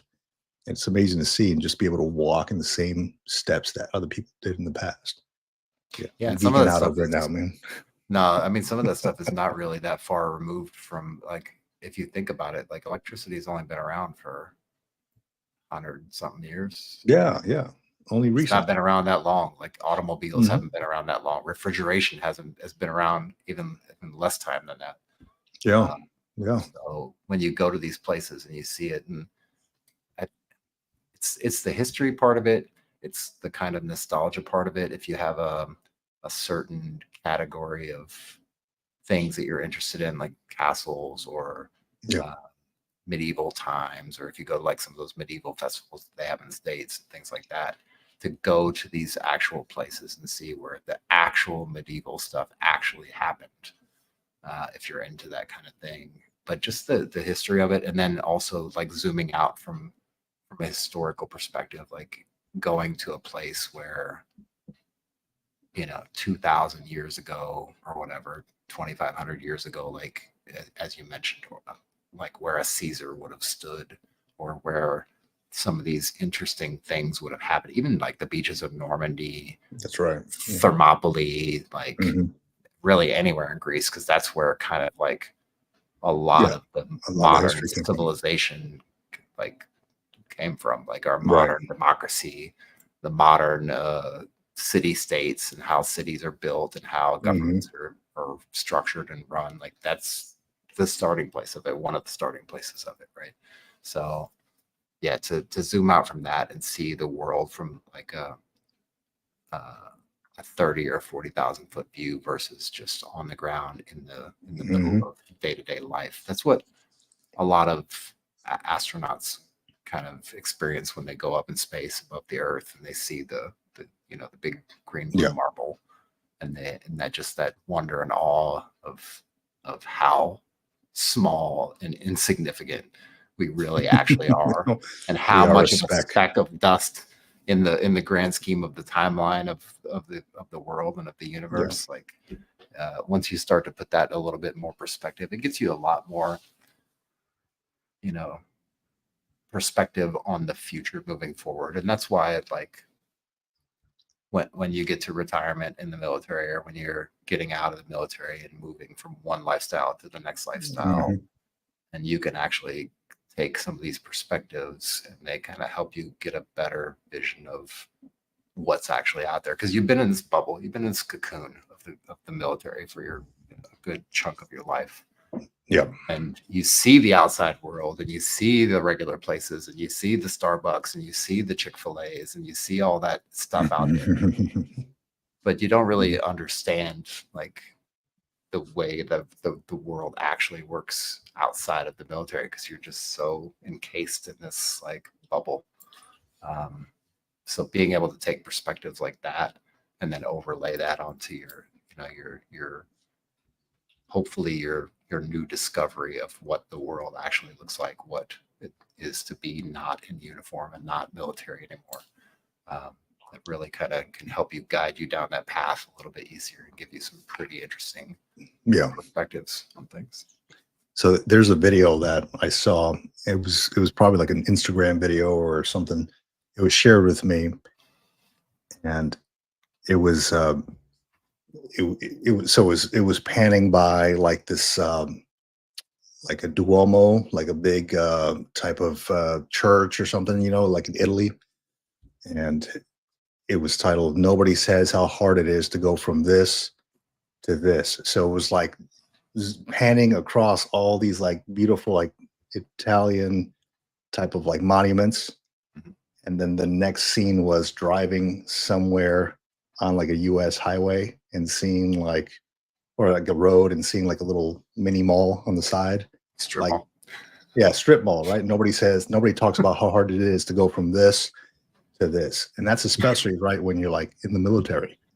You're PCSing, like, I mean, I not to say that I had a bad experience or anything like that, but it is pretty hard. You go from, I don't know, Japan to maybe like North Carolina or something to Camp Lejeune. It's like, man, you went from going to like these 5-tier pagodas and these castles up on these hills to, yeah, strip malls on the side of the road in North Carolina.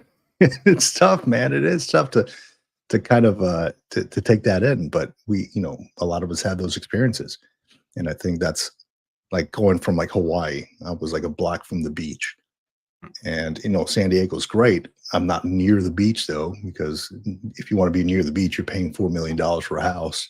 Right. So that's not happening. But at least my retirement will not cover 4 million. As good as retirement is, military retirement, it will not cover a house by the beach in San Diego. Unless you bought that thing back in the '60s or something. But yeah, my wife showed it to me, and I'm like, man, that's so true. It's like and then you start thinking back. I was like, I want that life again. I want that again. And that's something I've been kind of fussing over here. I'm like, yeah, San Diego's great. Weather's decent, but I'd rather be, in Hawaii by the beach, or I'd rather be somewhere else. I'd love to go back to Japan. Like I'm kind of going through it. Like I need another adventure. And, right now is about the time where I would be looking at a PCS, Right. So I'm like, okay, well, I need something else because I'm so used to moving every 3 years, every 4 years that it's like, I'm kind of getting antsy now. It's like, okay, well, we bought a house now. We're kind of here now, but I want something else because that's what I'm used to, that routine of moving and seeing the moving truck and our next adventure and executing PCS orders, getting on the flight, going to explore a new city, a new place. Like we're no longer doing that because we're here now. So that's like, I think that's where the RV came into place. That's where like I need something else, like a new adventure to navigate because I'm getting, I can't sit still now. I need that change. I need that change of scenery. So it's in the back of my mind. I don't know if anybody else out there who's retired, maybe you get that too. I mean, you're living out in Italy, so you can go anywhere in Europe through Euro Trail or Euro Rail. But yeah, every couple of years, man, I'm like, man, this is life now. Yeah. Yeah, I think a change of scenery. The cool thing is, and hopefully over this next year or so, we can get a little bit more time because getting things settled, getting things straightened out, and getting into a sort of a routine. But being able to take those personal TDY trips to wherever to go see something, go to Germany or go to Spain or like wherever, or go back to the States. To be able to take those little TDY trips. I call them TDY trips because you're not going there to stay forever. No, you're not. But you definitely would like a change of scenery, and you would like to do it for more than just a week, right? Maybe that's right. 3 weeks, 4 weeks, a month, 2 months. I think those are nice little resets, and you don't really have to go far to do that, right? Again, if I was in San Diego, I would just head up to PCH. I would literally just say, okay, everybody, everything's canceled for this weekend. We're just going to get in the truck and we're just going to drive up PCH as far as we can go until it turns dark. And then we're going to spend the night and then we're going to come back. And wherever we decide to stop along the way, you see something interesting, point at it, we'll pull over and we'll just go check it out. Right. Yeah. I mean, I've done that a couple times on trips to California. And it's literally like the one thing that I do when I get off the plane in California is I literally take the rental car. And one of the days that I'm there, I just go hop in the rental car and I just drive down the PCH in one direction or the other as far as I can go until it's dark, and then maybe spend the night or just drive back depending on how far out I am. But yeah, you don't have to go far to do that. I don't get the itch to PCS and move and up and relocate to somewhere else. I certainly don't. Maybe some people do. But yeah, I think again that perspective taking, the space A thing really, Yeah. if you can deal with the waiting, like that'll give you some military nostalgia for sure, because it's literally hurry up and wait, right? Yeah. And it's not So that I get the itch to PCS, because I know once I'm in there, it's like, I hate this whole thing, like why did grass I is wish always this greener. upon myself? Yeah, exactly. But it's it's new adventure type of feeling, right? Yeah. The new adventure, the new just exploration. If I was to drive up to Yosemite or Sequoia National Forest or something like that, I'm like, okay, this is a cool adventure. I like this. I like being around the forest, or just out in the wilderness, just checking things out. Every so often I'll go out fishing or something like that. I just need something new, not something new to keep me involved. So that's what I'm dealing with now. Yeah, maybe I do need to just take a week and go on a military, a MAC flight or something, or space A flight Yeah. somewhere. And I'm not picky, man. I'm like, hey, you guys fly out to Wyoming, whatever. Let's roll. Right. Just Wyoming's wherever you beautiful. guys. Just saying. What's that? The What's that? Wyoming's beautiful. I'm just saying. Oh, okay. Well, I mean, I was trying to pick somewhere, anywhere. Where's not beautiful? I mean, I'll go there just to say that I went there. Yeah. And try it out. I just threw Wyoming out there. To anybody listening who's from Wyoming, didn't mean anything by it. I'm sure it's beautiful. Yeah. And I do like that, like the vast kind of like land and the mountains. And, I like that.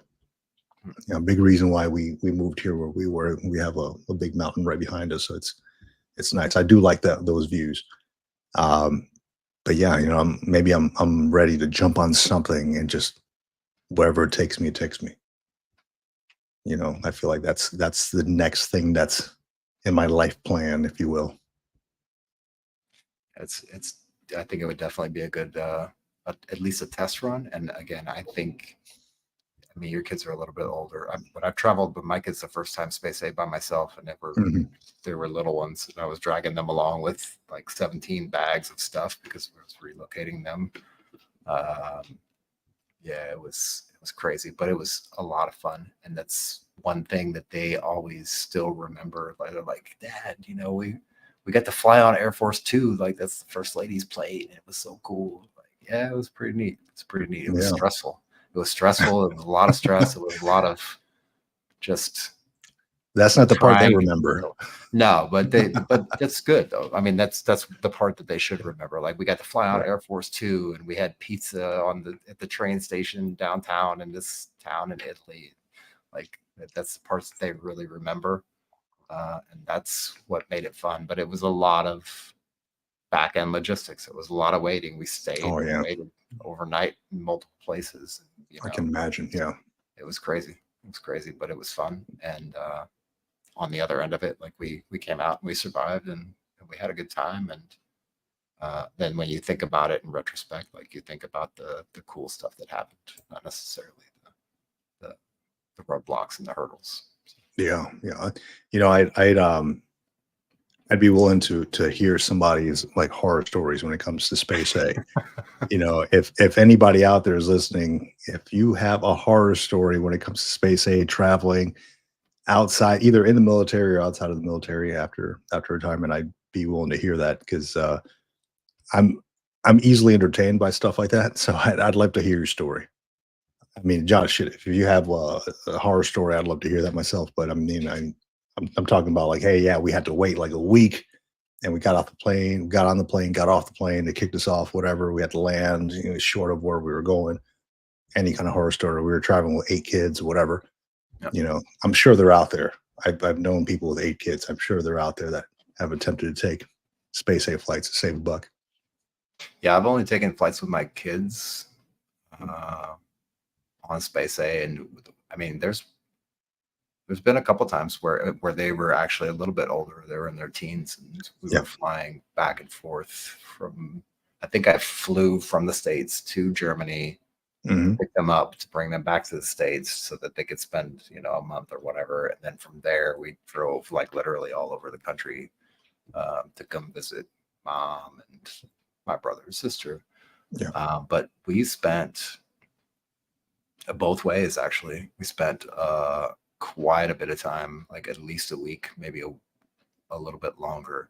And it was the issue was like, have the rental car, okay, cool.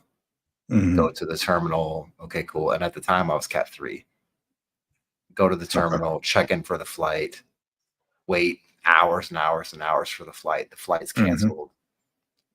Run across the street with 50 other people trying to get a hotel room, stay the night, get back up the next day, go back to the terminal, check in, wait for the flight. The flight was canceled. Like we did that for like 7 or 8 days straight.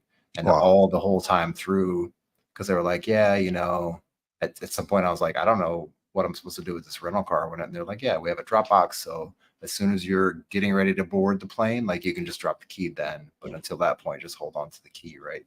But yeah, we were fighting to get the hotel rooms and then something. And luckily we had the rental car, but sometimes they would put us right across the street from the terminal. Sometimes they would put us like 10 kilometers down the road on another base, at the hotel on another base. Right. So then we would get up and do that and go down there. Yeah, it was crazy. It's a little bit crazy, but if you don't focus on that part of it, then and just try to enjoy the time. And so in between, it was like, okay, get dinner, or try to have some games set up, or go see something, or go do something outside of that. Since now we have all this extra time in between.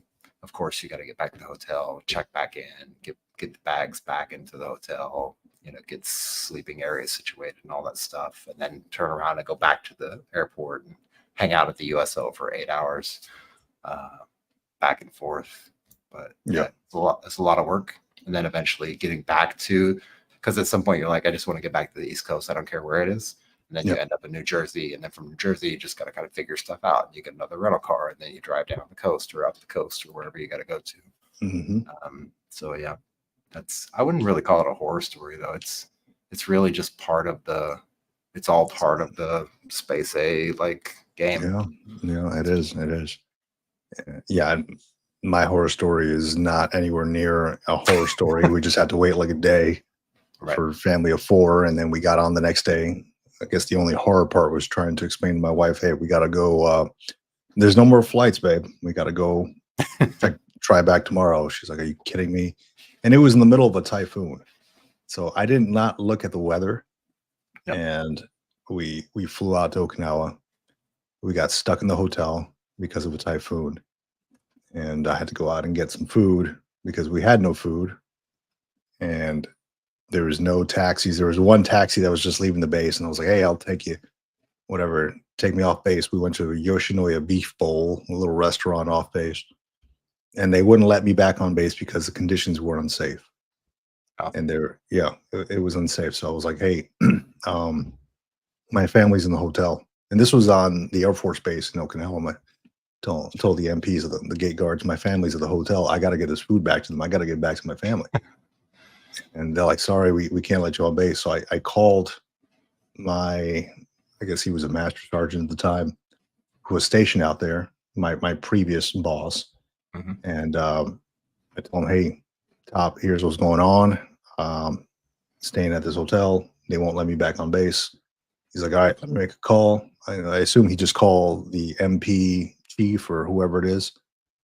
They ended up letting me on base. They're like, hey, we didn't see you. We're letting you on base, but we didn't let you on base essentially. So I'm like, all right, roger that. So I'm running. It was like a mile to the base or to the hotel.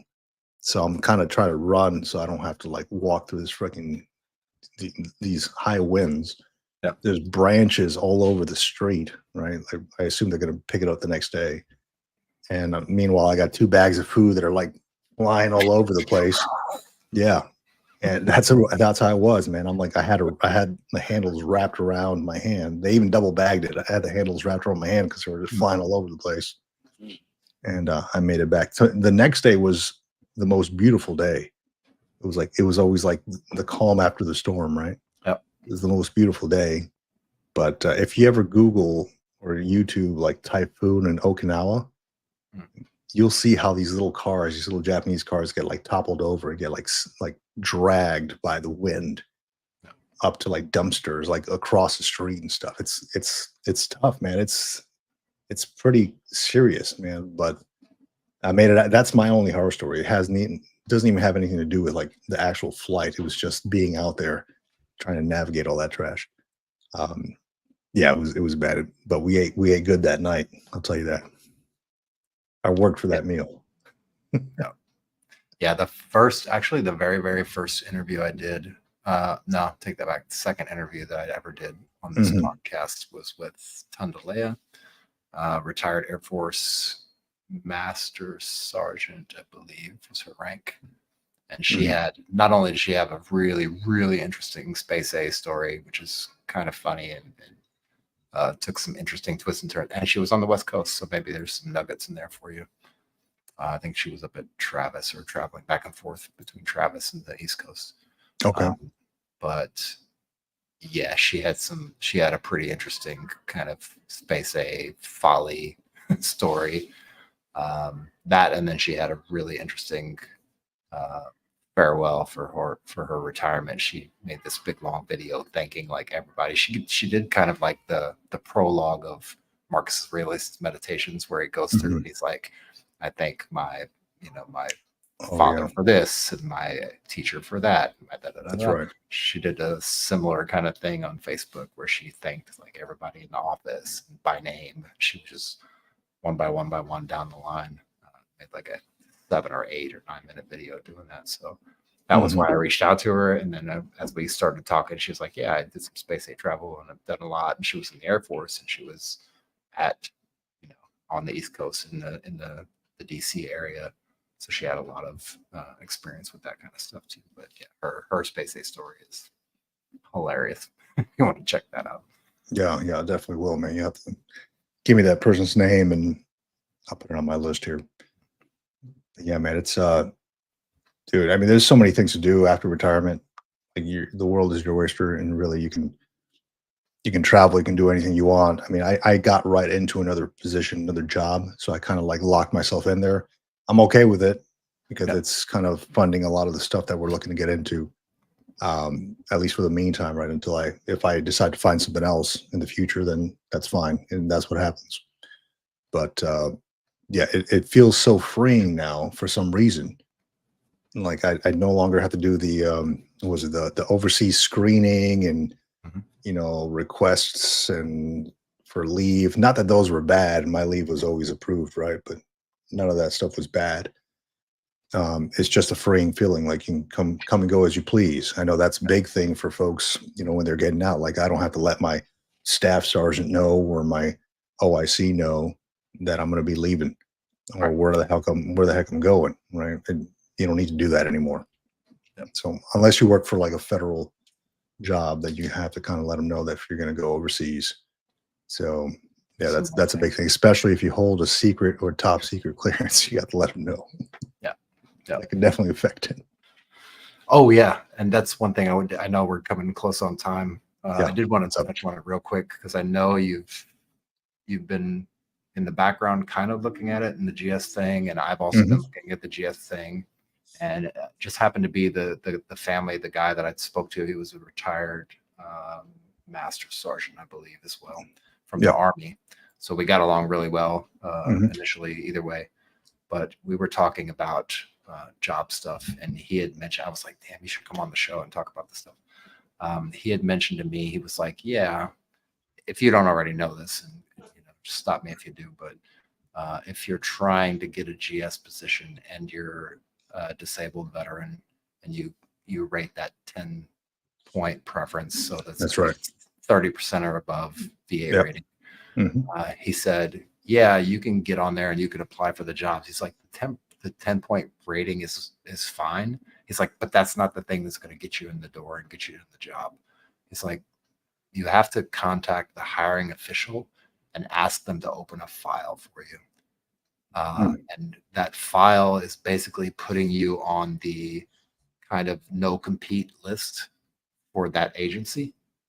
And then so he said, so you may or may not get the job that you're applying for now if you're contacting them to open a file for you, to set up a file to put you on this kind of no compete list. He's like, but they're obligated by law, once they have you on this list, they're obligated by law to put you at the top of the pecking order when they announce any other positions. Now, I have to Okay. go back and double check the background of this, and maybe Yeah. you like digging into the kind of like the details of that stuff. Yeah. That's what he was telling me, and I was like, that kind of makes sense. I don't know for 100% sure, but he was telling me like that's how I was able to get into the GS position so fast when he did a GS job before. So maybe something to look into, but yeah. Yeah, I've not heard that before. I'm definitely going to dig into that. Yeah, there was that, and then I think on a episode maybe 2 months ago that we did, somebody had mentioned a separate form that you had to fill out and upload with your. That's right. That's right. As well. That's exactly what I was going to bring up. It's a Schedule A form. Right. So that's on top of the veteran's preference. There's a thing called Schedule A. So if you have like a disability, I can't recall if it's 100% or what, or 80, 70%. I can't recall what it was. You get a Schedule A form. I actually recently just got mine, so it was as easy as getting a hold of the VA doctor, or really any doctor for that matter. All the forms are listed on the VA website. If you just Google, like, I think it's SF50, and it'll come up like the actual things that, like a sample form of what the doctor needs to fill out. But normally, if you go through a VA doctor, they know exactly because they get it all the time. I send it through va.gov on the chat. Hey, I'm looking to get a Schedule A form. And within probably a week, I got one back from the doctor saying, hey, look, I'm eligible to, here's my rating. I'm fully eligible to work, and competent and all that stuff, whatever. And you just upload that. So as you're answering the USA Jobs questions, it'll ask you, do you have a disability? Do you rate veterans preference? You put yes, yes, and it'll tell you what forms you need to upload. You need to upload your DD 214, upload your a VA disability letter, upload your, I think it's SF15, maybe the Schedule A form. SF15, yeah. I think you have to upload all that stuff. And I mean, I've applied before. I'm not going to call back, but I think that's almost it's up to a certain grade, I believe, like up to GS11, and they'll look at your Schedule A, because anything past that, I've not seen GS13s or 14s that are like Schedule A. Normally, if you go down the right hand side, you can pick like open to the public on USA Jobs, open to the public, veterans, and there's a little one has a little handicap symbol. You click on that. Normally, a lot of those are Schedule A type jobs. Okay. A lot of those that come up for me that I'm looking for are like GS5 to 9s or GS5 to 11s, and which is fine with me. I'm not looking for anything supervisory. I'm not looking to be the freaking GS15 of the year or anything like that. Just whatever will keep me busy and, with a purpose is really what I'm looking for. +1 if it is a remote job. I'll take that all day. If you want one, let me see if I can pull it up real quick. You got a job for me, John? I might have a job for you. Let me see if I can pull it up real quick. I just saw it this morning, and I was like, oh, snap! Look at that. Let me see if I can see it without my glasses first, and then we'll see if I need my glasses to check this out. Wait for it. All right, and maybe I can send this to you. I could actually probably pull it up on the screen and send it to you if you want. But yeah, send it over, man.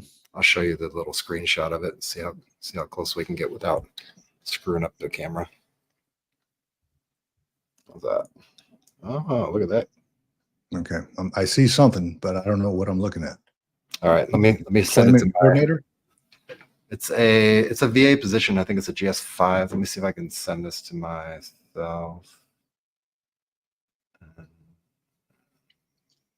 Share. How do we want to do this? Share. Copy it. Download it. Okay. Let me see if I can pull it up real quick. Yeah, see how fast I can pull it up. All right. Drop.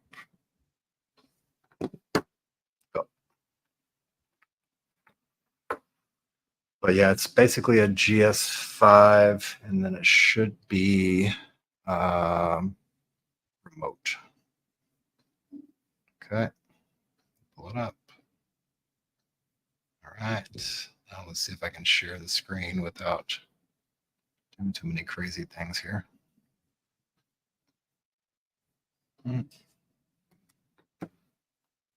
Maybe I can share the screen. Let's see what happens. Share window. Oh, there it is. You see that? Oh, there you go. Added to the stage. Okay. Yeah. Employment opportunities, Army. Okay. A little blurry, but I can kind of make it out. Yeah, it's not exactly the best picture, but I found it in Reddit. Yeah. So that's fine, man. What is the title of it? Something tutor? It's the title of the position. Right. I don't know what the title of the position is. Brilliant. No, that's just the name of the user that posted. Oh, okay. Yeah. Just send it over, man. I'll look it over. GS5 might be a little bit not what I'm looking for, but hey, I'm open to anything. Yeah. Yeah. Normally. Well, they have a direct email right there, so you should be able to send them over the documentation and get in contact with them and open up the discussion. Right. Yeah. Yeah. Absolutely, man. No, good stuff, man. Good stuff. I like that. I'll look into this and I'm going to do some digging anyway. I mean, normally on the weekends, I'll like kind of peruse what they have online between USA Jobs. And, I've not had a lot of luck with like LinkedIn jobs or anything like that. I think a lot of those are like connected to like Indeed or Monster or whatever. So nobody ever really contacts back. It's all about the network. I think it's all about who you know, at least. Yeah. I mean, I put up a video. I tried out TikTok. I put up a video and it was like, I was so against it, but I'm like, you know what? Let me just throw a video up here about like military retirement stuff. And I put one up about the, the GS position, federal positions.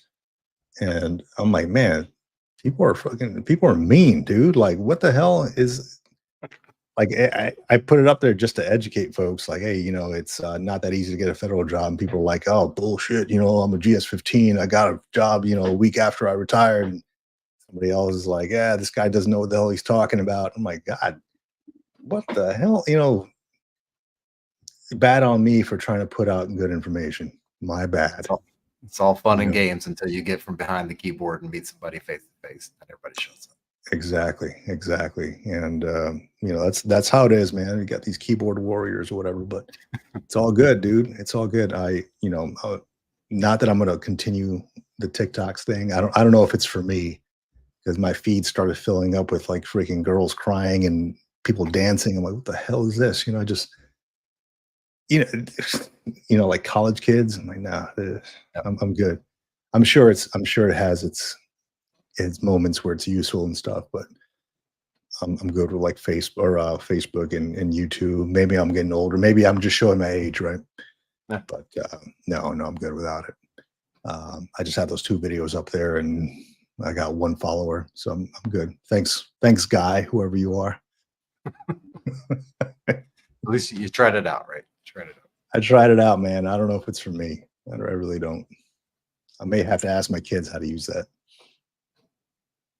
Or give them the phone and let them go uptown on it. Yeah. God damn, I sound like my dad. Can you show me how to use this? I'm becoming my father. Oh man. So that's what you get from retiring from the military. That's what it feels like. That is what it feels like, right? It does. I recall when I was a young sergeant, I recall I had a gunnery sergeant, an E7, who joined late, and at the time, like my parents were in their 50s, and this gentleman was probably about 49. I think my dad was in his early 50s or something, and I might have been younger than the sergeant. I can't recall, but and maybe how old was he? I can't recall how old he was. Anyway, this guy was like 49, And I asked him, hey, Gunny, how old are you, by the way? He's like, oh, I'm 48 or 49 or something. I was like, God damn, you're only like 3 years younger than my dad. And he's like, damn, motherfucker, like what? I was on his shit list after that, man. You did not like me. But no, that was funny, dude. Yeah, it definitely ages you, man, even after you get out. So you got to keep going. I got to get my workouts in. I got to keep feeling. I only work out for 2 reasons. One, because I know one day my kids are going to try to challenge me to a race or something, and I need to beat them. And for 2, there's going to be a conversation at some point in time when my kids are in school about whose dad would win in a fight to the death, and we are not losing that challenge. The only 2 reasons why I continue to work out. Nice. I just continue to work out. Well, I don't even know if I call it working out at this point, but just to make sure I keep breathing tomorrow. That's a excellent reason to work out, right? Excellent reason. Or at least try, attempt. Yeah. That's my ongoing thing. When somebody asks me, hey, how you doing today? Hey, well, I woke up this morning. I feel pretty good about that. Still breathing. Yeah, that is my thing. Whenever somebody asks me at work, hey, how you doing, man? I woke up this morning.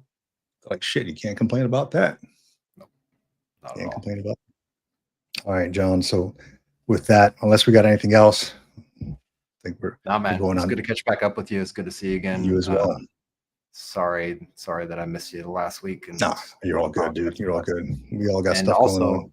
For everybody out there, sorry for the delay on the actual regular podcast side. I've been busy. Vic's been busy with stuff and work and everything else, and kind of just putting it off to the side for a second. Just as we're still putting out these YouTube videos, I still got a couple that I'm trying to edit and get put out there. But travel does not always allow me to have a stationary place with a stationary internet connection that actually works. It's all good. So just doing what we can.